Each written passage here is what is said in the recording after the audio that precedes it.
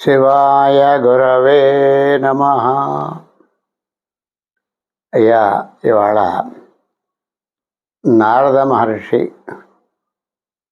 ఆయన గురించి మనం తెలుసుకుందాం. నారద మహర్షి దేవఋషి. ఆయన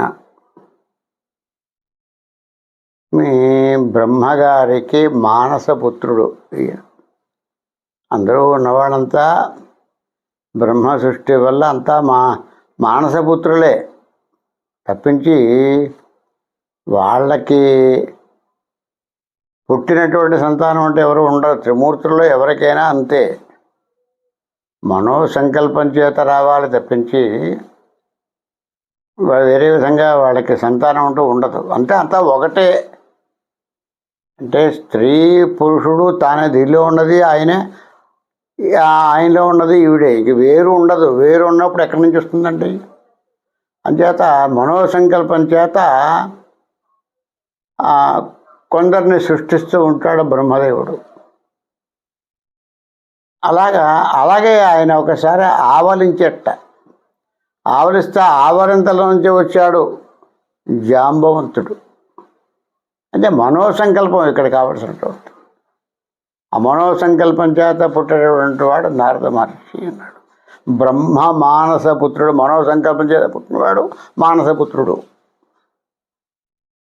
ఈయన దేవఋషి. సంగీతంలో మహానిష్ణాతుడు, మహాప్రజ్ఞావంతుడు.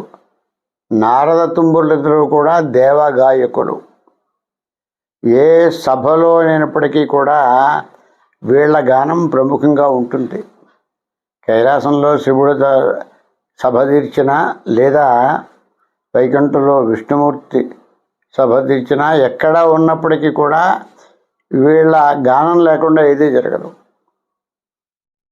అలాగే నారద మహర్షి అంటే ఈయన ఎక్కడికైనా తిరుగుతూ ఉంటాడు. ముల్లోక సంచారి అంటారు ఈయన్ని. ఈయన ఎక్కడికి, ఈయనకి అడ్డు ఆపు ఎక్కడా ఉండదు. అడ్డపెట్టేవాళ్ళు ఎవరు ఉండరు. ఇటు రాక్షసుల దగ్గరికి పెడతాడు, అలాగే దేవతల దగ్గరికి పెడతాడు. త్రిమూర్తుల్లో ఎవరిని దర్శించాలన్నా కూడా ఈయన పెడుతూ ఉంటాడు. ఇంకా అనుమతి అంటూ ఏమీ అవసరం లేదు. మొత్తం లోకంలో నారద మహర్షి అంటే మొట్టమొదటి ప్రవచనకర్త ఆయన. అంటే ఎక్కడ దేవర్షులు కానీ, లేదా బ్రహ్మఋషులు కానీ, లేదా రాజర్షులు కానీ, ఎక్కడ ఏ యాగము, ఏ క్రతువులు చేసినప్పటికీ కూడా అక్కడ దైవం గురించి, భక్తి గురించి అనేక గాథలు చెప్పేటటువంటి వాడు కానీ, చెప్పగలిగేటటువంటి వాడు కానీ నారద మహర్షి. సాధారణంగా ఈ నారద మహర్షి అంటే మనలో చాలామందికి తేలిక భావం. ఎందుచేతంటే ఈయన్ని ఏదో చలనచిత్రాల్లోనూ లేదా నాటకాల్లో కూడా ఒక విదూషికుడిలా చూపిస్తూ ఉంటారు ఈయన్ని. కానీ ఆయన మహానుభావుడు. దేవఋషి అంటే, నారద మహర్షి అంటే నారం దదాతి ఇతి నారద అన్నాడు. అంటే యోగులకు సహితము జ్ఞానము ప్రసాదించగలిగినటువంటి వాడు నారదుడు. ఋషి శ్రేష్ఠుడు. ఋషులందరిలో కూడా పరమశ్రేష్ఠుడు ఈయన. అంటే ఈయన గురించి చెబుతూ ఈ శిశుపాల వధలో చెబుతాడు. అంటే ఒకానొక సందర్భంలో ద్వారకలో ఉన్నటువంటి కృష్ణ భగవానుని చూడడానికి ఆయన సత్యలోకం నుంచి వస్తున్నట్ట. అలా వస్తూ ఉండగా ఈ యాదవులంతా కూడా ఏదో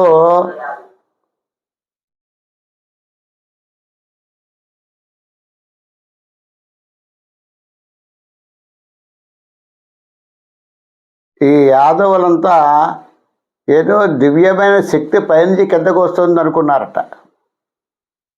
అనుకుంటే అలా ఒక్కసారి పైకి చూస్తే కాంతి కనిపిస్తోంది.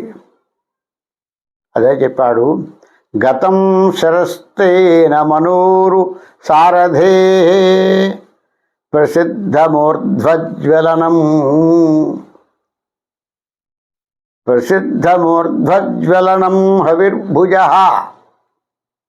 పతత్యధోధామ విశారి శర్వా అన్నాడు.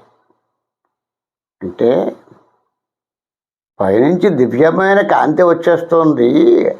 ఆ కాంతి చూస్తే సూర్య భగవానుడా, సాక్షాత్తు సూర్య భగవానుడే కృష్ణుని చూడడానికి వస్తున్నారు అనుకున్నారట.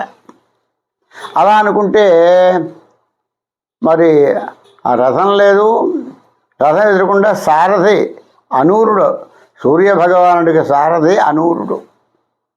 అనూరుడు కనబట్టలేదు అక్కడ. అనూరుడు లేడు, రథము లేదు, అంటే సూర్యుడు కాదు అనుకున్నారు. ప్రసిద్ధమూర్ధ్వజ్వలనం హవిర్భుజ. సాధారణంగా మంట అగ్నిహోత్రుడు ప్రజ్వలిస్తే మంట పైకి వస్తుంది, కిందకి మంట రాదు, మంట పైకే వస్తుంది. కానీ ఇక్కడ కాంతి తేజస్సు కిందకి వస్తుంది. అగ్నిదేవుడు తేజస్సు అయితే పైకి వెళ్ళాలి, కానీ ఆ తేజస్సు కిందకి వస్తూ ఉన్నది. పైకి వెళ్ళని తేజస్సు, వెళ్ళవలసిన తేజస్సు కిందకి వస్తుంది.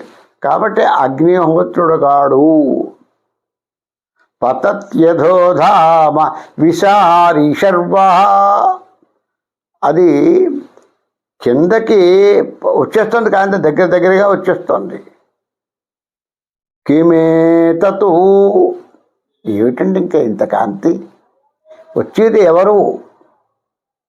అందరిలోనూ ఒకే ఉత్కంఠ, ఎవరు ఎవరు ఎవరు అని. క్రమాత్ అముం నారదశ్చేతి బోధిత. క్రమేణ మెడలో పూలమాల, ఒడిలో ఆ మహతి ఆయన మీటే తంబుర, ఆ తదుపరి బ్రహ్మ తేజస్సు, ఆ నారాయణ గానం దగ్గరికి వచ్చే కొలది గానం వినిపిస్తూ ఉన్నది. ఆ నారాయణ గానాన్ని పారాయణ చేసుకుంటూ స్వామి నారద మహర్షి వేయించేస్తున్నాడు. అప్పుడు తెలిసింది ఆయన అందరికీ కూడా, ఓహో నారద మహర్షి కదా అని చెప్పి అనుకున్నారు. సరే కృష్ణ భగవాన్ని దర్శనం చేసుకున్నారు. ఆయన తర్వాత వెళ్ళిపోయాడు. అంచేత నారదుడు అంటే అంతటి మహాత్ముడు. ఆయన పేరు చెప్పినట్లయితేనే పాపక్షయం అవుతుంది.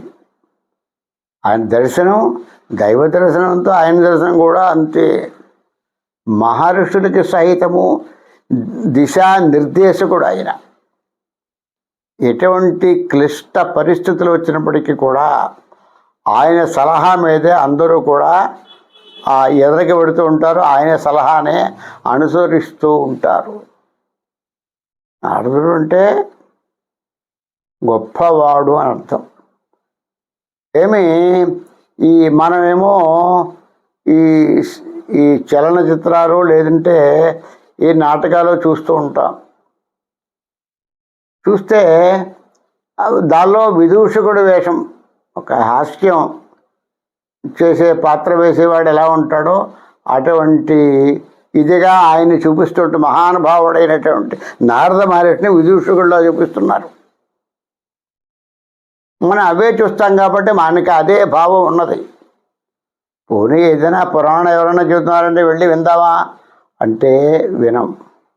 పోనీ పుస్తకాలు చూద్దామా, పోనీ గ్రంథాల్లో ఏమన్నా ఉంటుందా, ఎలా ఉన్నదా ఆయన కోసం అంటే అనేక విషయాలు తెలుస్తాయి. పుస్తకాలు మనం తిరగేసి చూసినట్లయితే నారద మహర్షి గురించి అనేక విశేషాలు తెలుస్తాయి. 18 పురాణాల్లో వ్యాస భగవానుడు రాసినటువంటి 18 పురాణాల్లో నారద పురాణం కూడా ఉన్నది. ప్రత్యేకించి ఆయన గురించి ఒక పురాణమై ఉన్నది. మనం ఇవేమీ చూడం. కేవలం నాటకాలు ఆ చలనచిత్రాలు చూస్తాం కాబట్టి మనకి అలాంటి దురభిప్రాయమే చాలామందికి ఏర్పడింది. అంచేత అటువంటి అభిప్రాయం మార్చుకోండి. నారదుడు అంటే మహనీయుడు, మహాత్ముడు, దేవతా శ్రేష్ఠుడు, దేవతలలో శ్రేష్ఠుడు. ఆయన బ్రహ్మచారి. అటువంటి నారద మహర్షి గురించి విన్న, స్మరించిన, ఆయన గాథ కించిత్ చెప్పుకున్నా కూడా చాలా ఉన్నతమైనటువంటి ఫలితం మనకి కలుగుతుంది. మరి ఆ నారద మహర్షి అంటే ప్రజ్ఞావంతుడు, బ్రహ్మమానసపుత్రుడు, మహనీయుడు అనే విషయాన్ని గ్రహిస్తారని ఆశిస్తూ స్వస్తి.